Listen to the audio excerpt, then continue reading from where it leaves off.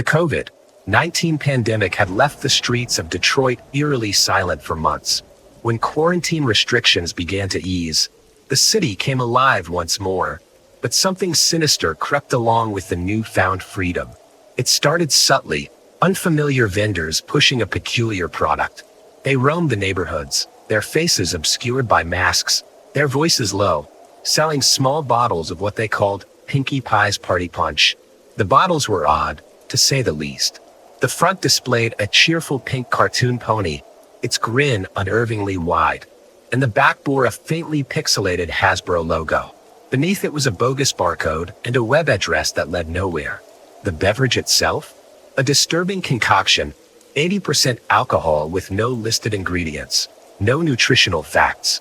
Just a simple, cryptic instruction, mixed with energy drink for maximum fun. Most dismissed the strange salespeople, too wary or uninterested. But Alan Klein, an amateur beer reviewer on Facebook, couldn't resist the novelty. Known online as Ailey McHalehouse, Alan thrived on trying bizarre, often questionable beverages for his small audience. The idea of tasting and reviewing something as absurd as a My Little Pony-themed drink was irresistible. One late night, Alan set up his live stream.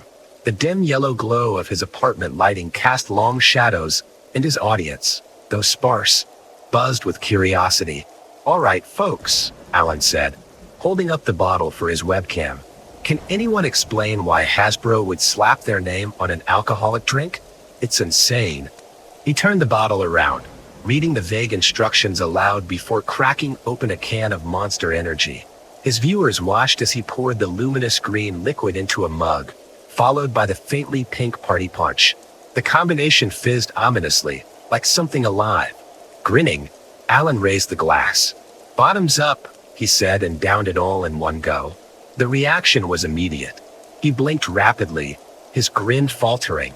For a moment, he steadied himself, then described the taste. Cotton candy sweetness that turned sharply tart, like cranberries soaked in acid.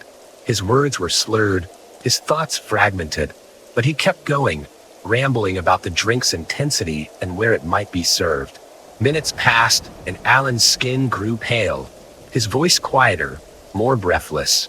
His viewers filled the chat with questions. "You okay? Dude, you look sick. Call someone." Alan didn't seem to hear them. His gaze turned distant, his breathing shallow. Then, abruptly, he froze.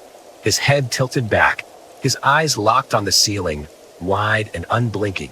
The silence stretched, broken only by the tinny ring of his phone in the background. It rang again and again, ignored. A pinkish fluid began to seep from his nostrils, running in thin trails down his face. His lips parted, letting out a guttural snore that didn't sound entirely human. "Alan?" a viewer typed, frantic. But Alan wasn't reading.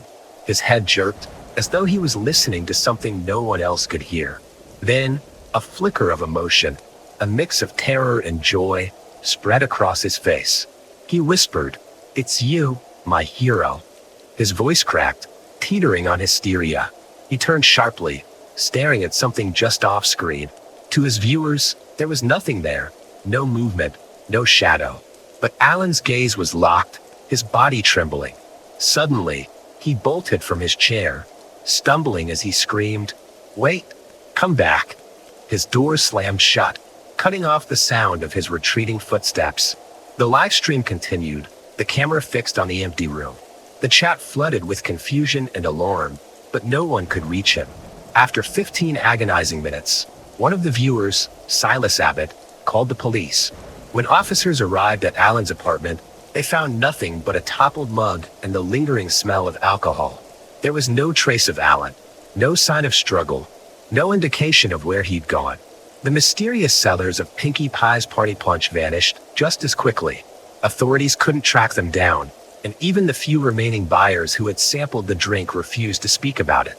The lone witness who came forward, an anonymous tipster, described the vendors as unnervingly concealed. Faces obscured by shields, masks, and oversized glasses. The drink's production and its bizarre effects remained a mystery. What was in that unholy mixture? How could it have driven a man to madness, to disappearance? Theories swirled. Hallucinogens, poison, something supernatural. But no answers emerged. Alan Klein's Facebook profile remains frozen in time, his last live stream a haunting reminder of that night. No one has seen him since, but some swear they've caught fleeting glimpses of a pale figure wandering Detroit, muttering about a pink pony and laughing into the void. Whatever fun was packed into that 20%, it was never meant for the living. Thanks for watching. Please like, share, and subscribe to listen to similar stories in future.